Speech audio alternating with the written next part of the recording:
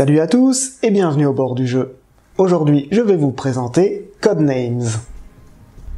Codenames est un jeu par équipe pour 2 à 8 joueurs, d'une durée de 15 minutes par partie environ.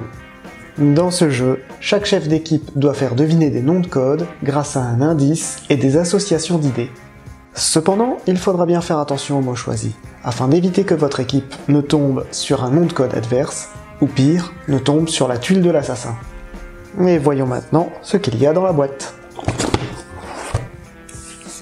Un livret de règles d'une douzaine de pages, 8 tuiles d'équipe bleue et 8 tuiles d'équipe rouge, ainsi qu'une tuile extra ayant une face rouge et une face bleue.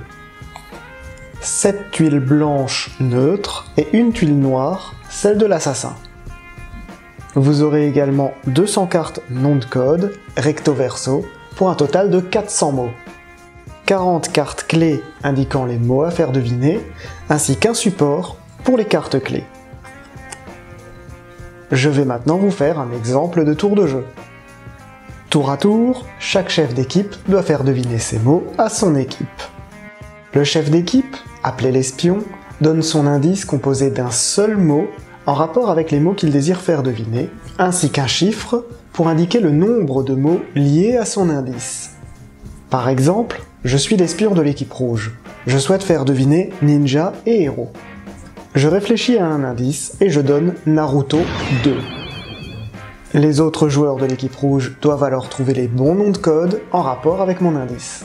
S'ils les trouvent, l'espion recouvre les noms de code avec les tuiles de la couleur de son équipe. Puis, c'est au tour de l'espion bleu de donner son indice, qui sera Poisson 3. Il espère faire trouver Ban, Sirène et Atlantique. Son équipe choisit d'abord Ban, qui est correct, et recouvre donc la carte de la tuile de son équipe.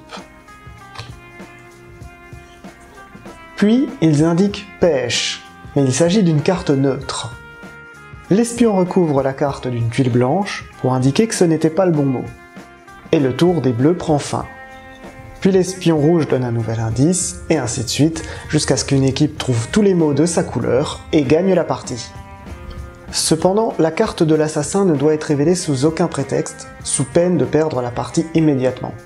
Les espions doivent donc éviter les indices qui peuvent faire penser à ce mot. Cette vidéo de présentation de Codenames est maintenant terminée. Les règles ne sont pas très complexes, mais je préfère leur dédier une vidéo à part afin de ne pas surcharger cette présentation. Je vous retrouve donc prochainement pour voir tout cela plus en détail. À bientôt!